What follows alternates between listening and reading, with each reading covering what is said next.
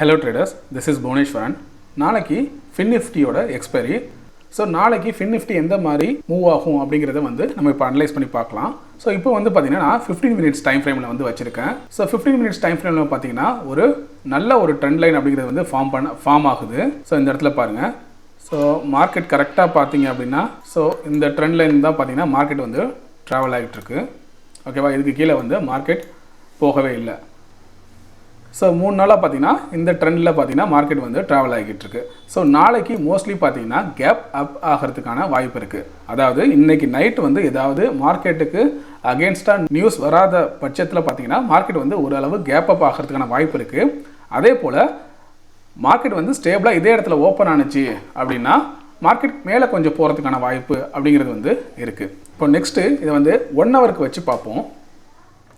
இப்போது time frame பார்த்தீங்கன்னா 1 ஹவருக்கு நான் சேஞ்ச் பண்ணியிருக்கேன். ஸோ இந்த இடத்துல பார்க்குறப்ப உங்களுக்கு வந்து ஒரு கரெக்டான ஒரு ட்ரெண்ட் அப்படிங்கிறது வந்து ஒரு தெரியும் பாருங்கள். ஸோ இப்போது இந்த இடத்துல வந்து நம்ம இந்த ட்ரெண்ட் எப்படி இருக்குன்னு பார்ப்போம். ஸோ இதை நம்ம கனெக்ட் பண்ணுறோம் அப்படின்னா இந்த லெவல் பாருங்கள். இதை கரெக்டாக கனெக்ட் பண்ணுறப்பையும் பார்த்தீங்கன்னா இது வந்து ஒரு ரெசிஸ்டன்ஸ் ரேஞ்சில் நிற்கிற மாதிரி இருக்குது இல்லையா. மார்க்கெட் வந்து ரெசிஸ்டன்ஸில் இருக்குது. இது வந்து பார்த்திங்கன்னா நான் க்ளோசிங்கில் ஒவ்வொரு டைம் பார்த்திங்கன்னா மார்க்கெட் வந்து க்ளோஸ் ஆன இடத்துல வந்து நான் எடுத்திருக்கேன். ஸோ அதை பேரலில் நம்ம ட்ரெண்ட் லைன் ட்ரா பண்ணுறப்போ ஸோ இதுவும் பார்த்திங்கன்னா எக்ஸாக்டாக நமக்கு வந்து எந்த இடத்துல இருக்குது அப்படின்னா ரெசிஸ்டன்ஸில் வந்து இருக்குது. சரி, இல்லை சார் நீங்கள் வந்து க்ளோசிங் அதாவது க்ளோசிங்கை விட்டுட்டு ஹையை வந்து கனெக்ட் பண்ணி பாருங்கள் அப்படின்னீங்கன்னா ஸோ நம்ம இப்போது ஹையவும் கனெக்ட் பண்ணுறோம். இந்த ஹை, ஸோ தென் இந்த ஹை, ஸோ இந்த மாதிரி. ஓகேவா, இப்போது இந்த ஹையையும் பார்த்திங்கன்னா நம்ம வந்து கனெக்ட் பண்ணுறோம். ஸோ இதுக்கு முன்னாடி அந்த ஸ்விங் இருந்துச்சு இல்லையா, அந்த ஸ்விங்கோட ஹை எல்லாத்தையும் கனெக்ட் பண்ணுறோம். அப்பயும் பார்த்திங்கன்னா ப்ராப்பராக கரெக்டாக பார்த்திங்கன்னா இது 3வது ஸ்விங்கு. இந்த 3வது ஸ்விங்லேயும் பார்த்திங்கன்னா அந்த ரெசிஸ்டன்ஸை டச் பண்ணிட்டு மார்க்கெட் வந்து கீழே இறங்க பார்க்குது. ஸோ நமக்கு 15 minutes டைம் ஃப்ரேமில் வச்சப்போ நமக்கு மார்க்கெட் என்ன அப் ட்ரெண்ட் மாதிரி நமக்கு தெரிஞ்சுது. இப்போ நம்ம டைம் ஃப்ரேமை வந்து கூட வச்சு பார்க்கும்போது நமக்கு எப்படி தெரியுது அப்படின்னா இப்போ வந்து மார்க்கெட் வந்து ரெசிஸ்டன்ஸில் இருக்குது. சரியா, ஸோ இதில் வந்து உங்களுக்கு ஒரு சரியான கன்க்ளூஷன் அப்படிங்கிறது வந்து வரத்துக்கு குழப்பமாக இருக்கலாம். ஏன்னா ஸ்மாலர் டைம் ஃப்ரேமில் வச்சு பார்க்குறப்போ நமக்கு வந்து மார்க்கெட் அப் ட்ரெண்ட் மாதிரியும் ஸோ கண்டினியூவாக வந்து கேப் அப்பில் ஓப்பன் ஆகிறதுக்கோ இல்லை மேலே போகிறதுக்கோ வாய்ப்பு இருக்குது அந்த மாதிரி நமக்கு தெரியுது. ஆனால் டைம் ஃப்ரேமை வந்து நம்ம அதிகமாக வச்சு பார்க்குறப்போ ஒரு லாங்கர் டைம் ஃப்ரேமில் வச்சு பார்க்குறப்ப தான் எக்ஸாக்டாக மார்க்கெட் வந்து எந்த இடத்துக்கிட்ட இருக்குது அப்படிங்கிறது வந்து நமக்கு தெரிய வரும். ஸோ இப்போது 1 hour டைம் ஃப்ரேமில் வச்சு பார்க்குறப்ப நமக்கு நல்லாவே தெரியுது மார்க்கெட் வந்து இப்போது ரெசிஸ்டன்ஸ் கிட்ட இருக்குது. அதே போல் அந்த ரெசிஸ்டன்ஸை டச் பண்ணிட்டு பார்த்தீங்கன்னா அதுக்கப்புறம் லாஸ்ட் 2 hours பார்த்தீங்க அப்படின்னா நல்ல ஒரு பியரிஷ் கேண்டில் அப்படிங்கிறது வந்து ஃபார்ம் ஆயிருக்கு. நம்ம ஆல்ரெடி 15 minutesல பார்த்தப்போ அந்த ட்ரெண்ட் லைன் வரைஞ்சோம் இல்லையா. ஸோ அந்த ட்ரெண்ட் லைனை நாளைக்கு மார்க்கெட் பிரேக் பண்ணுச்சு அப்படின்னா ஃபர்தராக பார்த்தீங்கன்னா கீழே வரதுக்கான வாய்ப்பு இருக்குது. அதே போல் நாளைக்கு இதை மார்க்கெட் பிரேக் பண்ணுச்சு இந்த 1 ஹவரில் பார்த்தீங்கன்னா க்ளோசிங் வந்து இந்த ட்ரெண்ட் லைனை பிரேக் பண்ணி க்ளோசிங் வச்சுது அப்படின்னா மார்க்கெட் ஃபர்தராக பார்த்தீங்கன்னா கொஞ்சம் அப்சைடில் மூவ்மெண்ட் கொடுக்கறதுக்கான வாய்ப்பு அப்படிங்கிறது வந்து இருக்குது. ஸோ அப்சைட் மூவ்மெண்ட்டில் கொடுத்தாலும் எது வந்து இதுக்கு மேஜர் ரெசிஸ்டன்ஸாக இருக்கும் அப்படின்னு பார்த்தீங்கன்னா ஸோ இந்த ரேஞ்ச் தெரியுதா. ஸோ இது வந்து பார்த்தீங்கன்னா மேஜர் ரெசிஸ்டன்ஸாக இருக்கும். அதாவது 20,800 இருக்கு இல்லையா, இதுக்கு மேலே மார்க்கெட் ட்ராவல் ஆனால் மட்டும்தான் நம்ம வந்து அப் சைடில் வந்து இனிமேல் மார்க்கெட் வந்து போக போகுது அப்படிங்கிற மாதிரி எடுத்துக்கலாம். இல்லைனா மார்க்கெட் வந்து மேலே பிரேக் பண்ணாலும் பார்த்தீங்கன்னா 20,700 கிட்ட வந்து ட்ராவல் ஆகிட்டு அதுக்கப்புறம் பார்த்தீங்கன்னா திரும்ப ரீடெஸ்ட் பண்ணுறதுக்காக கீழே வரலாம். இல்லை மார்க்கெட் சடனாக பிரேக் அவுட் கொடுத்து மேலே போகுது அப்படின்னா 20,800 இருக்கு இல்லையா, இது வந்து பார்த்தீங்கன்னா மேஜர் ரெசிஸ்டன்ஸ். ஏன்னா இதுக்கு முன்னாடி இந்த கேப்பெல்லாம் பார்த்தீங்கன்னா மார்க்கெட் இன்னும் ஃபில் பண்ணல. ஸோ ஒன்ஸ் வந்து மார்க்கெட் இந்த கேப்பை ஃபில் பண்ணுறதுக்காக கூட இது வந்து மேலே வரலாம். சரியா, ஸோ இனிமேல் நீங்கள் லாங் போகிறீங்க, உங்களோட டைரக்ஷனை வந்து லாங்காக மாற்றிக்கிறீங்க அப்படின்னா மார்க்கெட் எப்போ இந்த 20,800 ஸ்ட்ராங்காக பிரேக் பண்ணி க்ளோசிங் வைக்குதோ அதுக்கப்புறம் தான் பார்த்தீங்கன்னா மார்க்கெட் வந்து மேலே ட்ராவல் ஆகிறதுக்கு வந்து வாய்ப்பு அதிகம். ஸோ நாளைக்கு நீங்கள் ட்ரேட் பண்ண போகிறீங்க அப்படின்னா உங்களுக்கு 20,700 20,800 பார்த்தீங்கன்னா மேஜர் ரெசிஸ்டன்ஸாக இருக்கும். அதே போல் கீழே வந்து 20,400 இருக்குது பார்த்தீங்களா, இது வந்து மேஜர் சப்போர்ட்டாக இருக்கும். ஸோ இந்த லெவல் 20,400 வந்து மேஜர் சப்போர்ட்டாக இருக்கும். ஸோ இப்போது ப்ரைஸ் ஆக்ஷனை பேஸ் பண்ணி இந்த மாதிரி நம்ம அனலைஸ் பண்ணியாச்சு.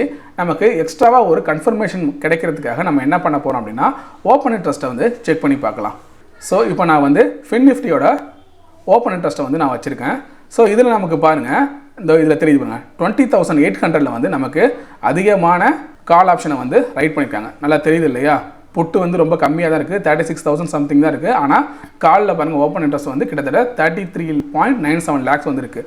அப்போது நமக்கு காலில் அதிகமாக 20,800 கிட்ட ஓப்பன் இன்ட்ரெஸ்ட் கிரியேட் ஆகிருக்குன்னா என்ன அர்த்தம் அப்படின்னா 21,800 வந்து மேஜர் ரெசிஸ்டன்ஸாக இருக்கிறதுக்கான வாய்ப்பு இருக்குது. அதே போல் அதுக்கடுத்தது பார்த்தீங்கன்னா 21,000 வந்து இதை தாண்டி அதிகமாக ரைட் பண்ணியிருக்காங்க. ஏன்னா 21,000 கிட்ட மார்க்கெட் போகவே போகாது அப்படிங்கிற மாதிரியான ஒரு வியூவில் அவங்க 21,000 கால் ஆப்ஷனை வந்து ரைட் பண்ணியிருக்காங்க. அதே இந்த இடத்துல புட் ஆப்ஷன்லாம் பார்த்தீங்க அப்படின்னா 20,400 வந்து நம்மளுக்கு நல்ல சப்போர்ட்னு சொன்னோம் இல்லையா. ஸோ 20,400 பார்த்தீங்கன்னா புட்டை நிறைய ரைட் பண்ணியிருக்காங்க. அதாவது கிட்டத்தட்ட 26 lakhs சம்திங்கில் வந்து புட்டை ரைட் பண்ணியிருக்காங்க. ஆனால் கால் பார்த்தீங்கன்னா 2.5 lakhs தான் இருக்குது. அதே போல் 20,300. ஸோ வரிசையாக பார்த்தீங்கன்னா 20,400, 300 இது எல்லாமே பார்த்தீங்கன்னா புட்டு நிறைய ரைட்டாக இருக்குது. ஸோ இதை வச்சு நம்ம என்ன புரிஞ்சுக்கலாம் அப்படின்னா மார்க்கெட் வந்து மோஸ்ட்லி 20,400லேருந்து 20,700 இந்த ரேஞ்சுக்குள்ளே ட்ராவல் ஆகிறதுக்கு நாளைக்கு நிறைய வாய்ப்பு இருக்குது. நம்ம சொல்லியிருந்தோம் இல்லையா. அப்போது 20,400 வந்து மேஜர் சப்போர்ட்டாகவும் 20,700 வந்து மேஜர் ரெசிஸ்டன்ஸாகவும் ஆக்ட் ஆகிறதுக்கான வாய்ப்பு அதிகமாக இருக்குது. ஸோ நீங்கள் ஒரு சார்ட்டை அனலைஸ் பண்ணுறீங்க, ஒரு இன்ஸ்ட்ருமெண்ட் அனலைஸ் பண்ணுறீங்க அப்படின்னா நீங்கள் என்ன ஃபாலோ பண்ணுறீங்க, ஈவன் நீங்கள் வந்து ப்ரைஸ் ஆக்ஷனை ஃபாலோ பண்ணலாம், இல்லை எஸ்எம்சி கான்செப்ட், இல்லை உங்களுக்கு எது இருக்கோ அதை நீங்கள் வந்து அனலைஸ் பண்ணி பார்க்கலாம். தென் ஒரு கன்ஃபர்மேஷனுக்கு இது மாதிரி ஓப்பன் இன்ட்ரெஸ்ட்டையோ இல்லை வேறு ஏதாவது அடிஷனலாக நீங்கள் இண்டிகேட்டர் ஏதாவது யூஸ் பண்ணுறீங்க அப்படின்னா அந்த இண்டிகேட்டரை வந்து மெயினாக வச்சு கூட நீங்கள் வந்து ஒரு எக்ஸ்ட்ரா கன்ஃபர்மேஷன் அப்படிங்கிறத வந்து ஆட் பண்ணிக்கலாம். ஸோ அப்போது ஓப்பன் இன்ட்ரெஸ்ட் அப்படிங்கிறது வந்து 100% ஒர்க் ஆகுமா, அப்போ இதுபடி தான் மார்க்கெட் வந்து ட்ராவல் ஆகுமா அப்படின்னு கேட்டிங்கன்னா எந்த ஒரு விஷயமும் பார்த்தீங்கன்னா 100% வந்து பர்ஃபெக்டாக ஒர்க் ஆகாது. இதுக்கு நீங்கள் ஓப்பன் இன்ட்ரெஸ்ட்டை பற்றி நீங்கள் எக்ஸாக்டாக புரிஞ்சுக்கிட்டால் மட்டும்தான் ஓப்பன் இன்ட்ரெஸ்ட் வந்து எப்படி வந்து கிரியேட் ஆகுது, அதை யார் கிரியேட் பண்ணுறாங்க, சரி அதை பேஸ் பண்ணி எப்படி ட்ரேட் எடுக்கிறது, இதெல்லாம் உங்களால் புரிஞ்சிக்க முடியும். நம்ம சேனலில் ஆல்ரெடி ஓப்பன் இன்ட்ரெஸ்ட்னா என்ன, வால்யூம்னா என்ன, ரெண்டுத்துக்கும் இருக்கிற டிஃபரன்ஸ் என்ன அப்படின்னு சொல்லிட்டு ஒரு வீடியோ போட்டிருக்கோம். அதை போய் செக் பண்ணி பாருங்க. அப்போ உங்களுக்கு ஓப்பன் இன்ட்ரெஸ்ட் பற்றின ஒரு தெளிவான பார்வை அப்படிங்கிறது வந்து கிடைக்கும்.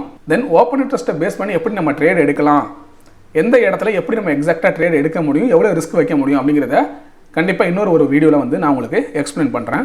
ஸோ இப்போ நம்ம பார்த்த வரைக்கும் பார்த்தீங்கன்னா 21,000 வந்து மேஜராக பார்த்தீங்கன்னா பெரிய ரெசிஸ்டன்ஸ் இந்த இடத்துல வந்து கால் அதிகமாக ரைட் ஆயிருக்கு. அப்போ இதை வச்சு நம்ம என்ன சொல்லலாம்னா மார்க்கெட் 21,000க்கு போகாது, அதாவது ஃபின் நிஃப்டி வந்து 21,000க்கு வந்து போகிறதுக்கான வாய்ப்பு ரொம்ப ரொம்ப கம்மி அப்படிங்கிற மாதிரி தெரிஞ்சுக்கலாம்.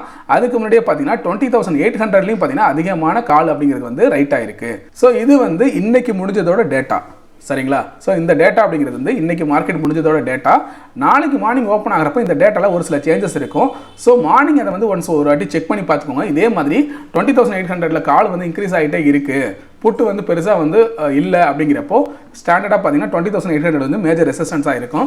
ஸோ ஓப்பன் இன்ட்ரெஸ்ட் ஏதாவது சேஞ்சஸ் நடந்துச்சு அப்படின்னா அதுக்கு தகுந்த மாதிரி உங்களோட ட்ரேடிங்கை வந்து நீங்கள் கொஞ்சம் ஸ்லைட்டாக சேஞ்ச் பண்ணுற மாதிரி இருக்கும். ஆனால் இப்போ இருக்கிற ஓப்பன் இன்ட்ரெஸ்ட் படி பார்த்தீங்கன்னா மார்க்கெட் வந்து 20,400லேருந்து 20,700 வரைக்கும் இந்த ரேஞ்சுக்குள்ளே தான் பார்த்தீங்கன்னா ட்ராவல் ஆகிறதுக்கான வாய்ப்பு அப்படிங்கிறது வந்து அதிகமாக இருக்குது.